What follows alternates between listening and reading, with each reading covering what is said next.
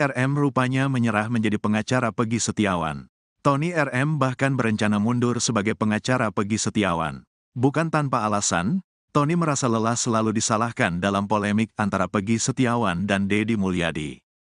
Hubungan Deddy Mulyadi dan Peggy Setiawan kini memang tak jelas juntrungannya. Tiba-tiba saja Peggy Setiawan dinarasikan sombong karena belum menemui Deddy Mulyadi. Upaya mempertemukan Deddy Mulyadi dengan Peggy Setiawan memang bukan hanya satu kali. Pertama saat hari kedua Peggy Setiawan bebas dari penjara. Saat itu Deddy Mulyadi menunggu Peggy Setiawan di sebuah kafe kawasan Bandung, tapi tidak berhasil bertemu. Setelah itu Peggy Setiawan juga tak hadir dalam acara syukuran di rumah Deddy Mulyadi. Terbaru Peggy Setiawan disebut-sebut menolak video call dengan Deddy Mulyadi. Saya itu capek dengerin orang-orang yang dikiranya saya ngatur-ngatur Peggy, ngelarang-larang Peggy, capek dengernya, kata Tony RM saat live TikTok bersama Abraham Silaban dan Peggy Setiawan. Tony berkata, bila ia sudah tak lagi menjadi pengacara Peggy Setiawan maka tak akan lagi disalahkan.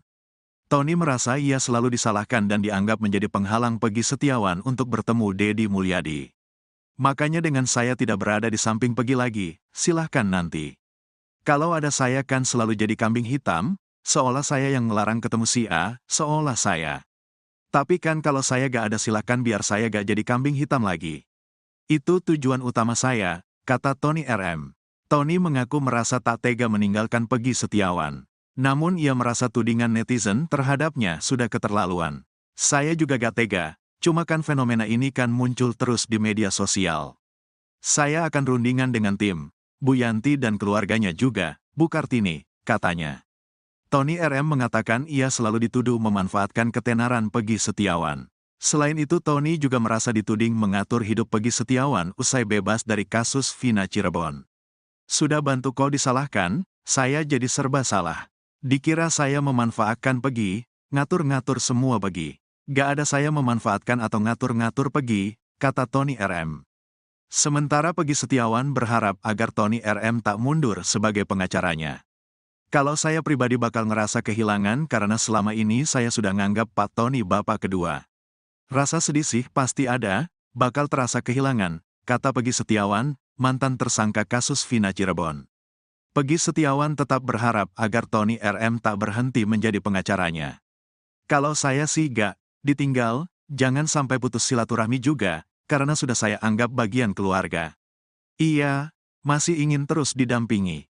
Saya udah terlalu dekat sama Pak Tony, keluarga saya juga udah ngerasa nyaman.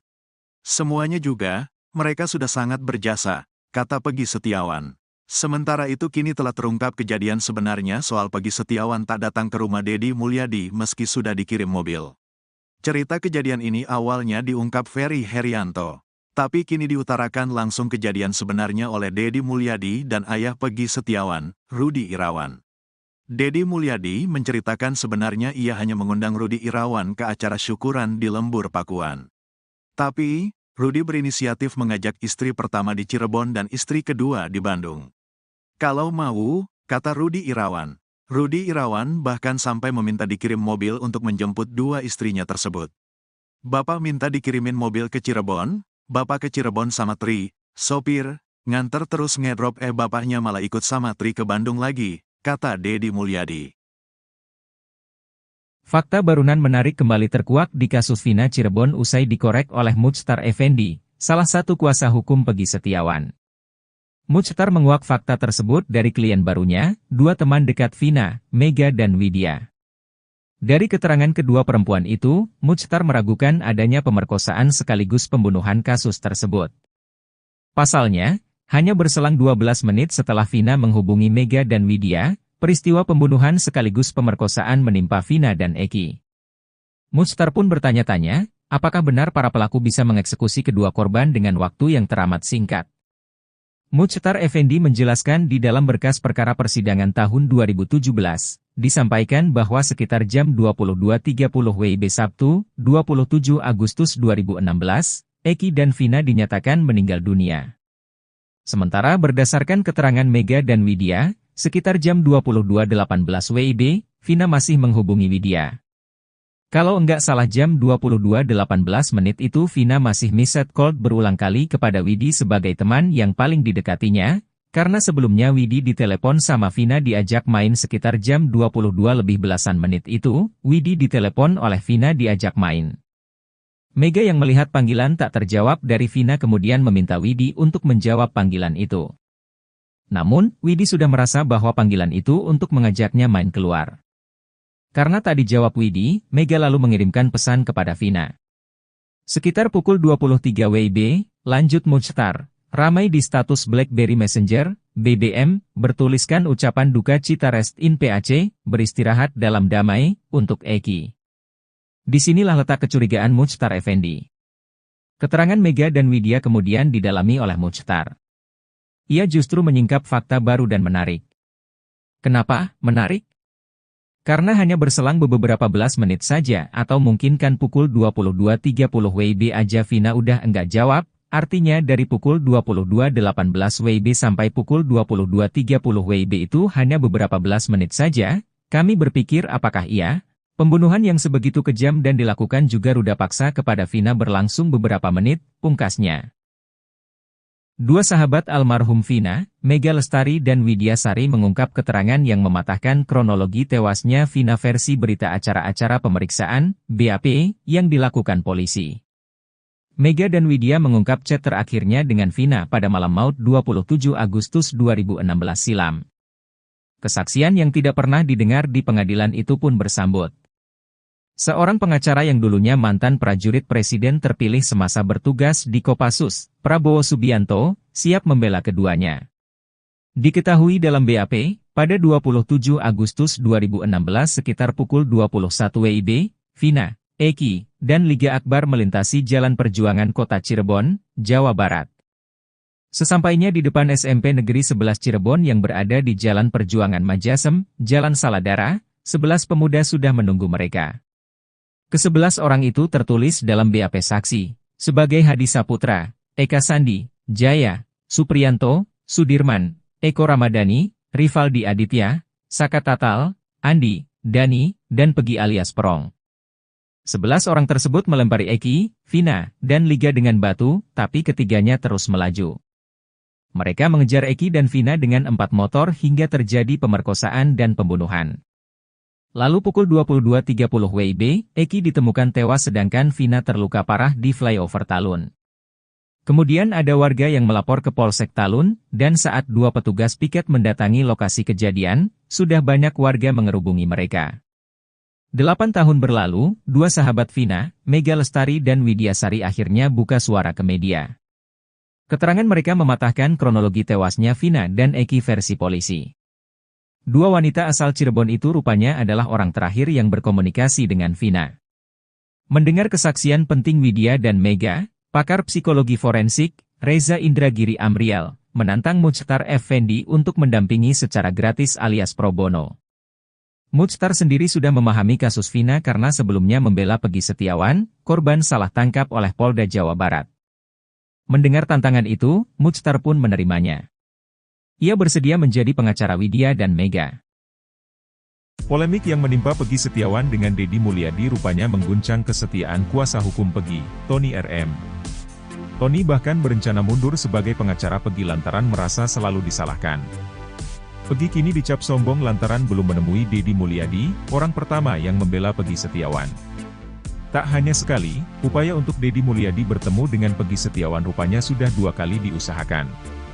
Pertama, saat hari kedua Pegi bebas dari penjara. Saat itu Deddy Mulyadi menunggu Pegi Setiawan di sebuah kafe kawasan Bandung, tapi tidak berhasil bertemu. Setelah itu Pegi Setiawan juga tidak hadir dalam acara syukuran di rumah Deddy Mulyadi. Bahkan, baru-baru ini Pegi diisukan menolak video call dengan Deddy Mulyadi. Polemik tersebut rupanya membuat pengacara Pegi kesal.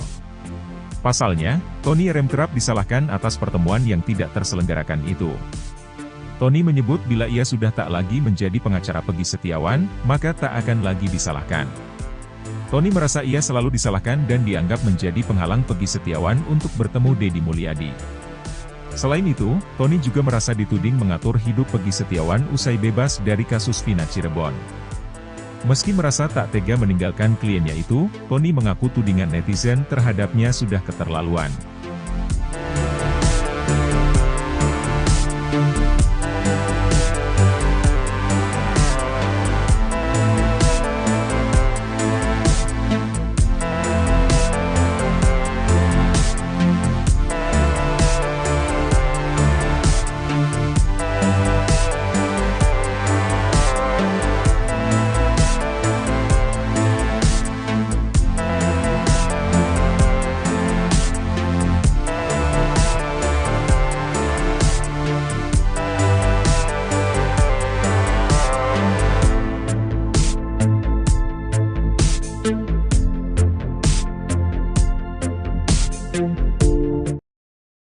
Baru-baru ini, ayah almarhum Muhammad Rizky, Eki, Ibtu Rudiana kembali muncul di depan publik. Ia menerima wawancara sejumlah stasiun televisi sambil ziarah atau nyekar ke makam sang putra. Rudiana mengenakan baju koko tangan pendek hitam dan celana jeans. Ia juga memakai kopiah hitam serta kacamata warna gelap. Pria yang kini menjabat Kapolsek Kapetakan, Polres Cirebon Kota itu juga sempat menabur bunga dan berdoa. Pakar mikroekspresi, Dodi Triasmara pun menganalisis gestur Rudiana yang kemunculannya dinanti masyarakat. Saat diwawancara, Rudiana menyilangkan tangannya di depan. Membaca gestur tangannya itu, Dodi melihat Rudiana seperti sedang menjaga sesuatu. Dengan kata lain, Dodi menyebut gestur Rudiana menunjukkan defense mechanism atau mekanisme pertahanan. Dodi pun menjelaskan lebih lanjut dengan apa yang dia sebut gestur defense mechanism dari Rudiana. Menurutnya, Rudiana tengah berusaha menyikapi tekanan yang dia rasakan pada saat wawancara itu. Menurut Dodi, gestur Rudiana sangat wajar bagi seseorang yang sedang dalam sorotan, terlebih terkait kasus kematian anaknya sendiri.